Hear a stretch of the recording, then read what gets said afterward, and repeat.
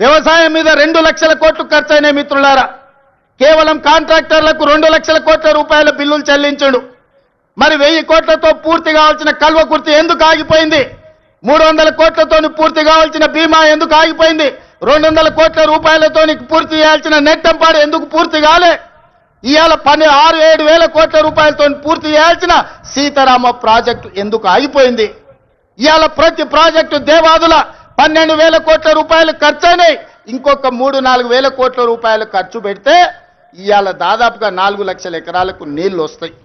ఎందుకు పూర్తి చేయలేదని నేను అడుగుతున్నా. ఉమ్మడి రాష్ట్రంలో సమైక్య పాలనలో సీమాంధ్ర పాలకులు ఆనాడు తెలంగాణ సాగునీటి ప్రాజెక్టుల మీద నిర్లక్ష్యం వహించారు. తెలంగాణను ఎడారిగా మార్చిందని చెప్పిన నువ్వు 10 ఏళ్లలో ఏ ఒక్క ప్రాజెక్ట్ అయినా పూర్తి చేసినవా?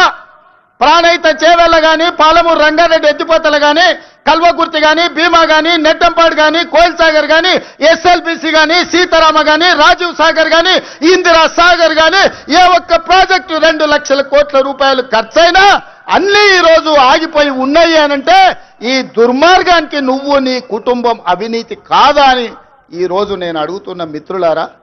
ఇన్ని దుర్మార్గాలు చేసి ఇంత దోపిడీకి పాల్పడి 1,00,000 కోట్లు కొల్లగొట్టి 1000 ఎకరాల భూములను ఆక్రమించి ఇవాళ గోదావరి బంకంచెర్ల రేవంత్ రెడ్డి వచ్చి మొదలుపెట్టి చంద్రబాబు నాయుడుకు నీళ్లు ఇస్తున్నాడని దుర్మార్గమైన మాటలు మాట్లాడుతున్నాడు. చంద్రబాబు నాయుడుతోనే ఉండాలంటే, చంద్రబాబు నాయుడుతోనే అంటగాగాలంటే అక్కడనే ఉండేటోని కదా. ఈ రాజీవ్ గాంధీ ఆశీర్వాదం తీసుకొని ఇక్కడెందుకు ఉండేటోని చంద్రశేఖర్ రావు? ఆనాడు సోనియమ్మ నమ్మించి కాళ్ళకు దండం పెట్టి కడుపులో తలకాయ పెట్టి నీతో చేరతాని అబద్ధాలు చెప్పి నట్టేట్లో ముంచి నడి బజార్లో మోసం చేసిన చరిత్ర నీదైతే తెలంగాణ ఇచ్చిన సోనియమ్మకు అండగా నిలబడాలి.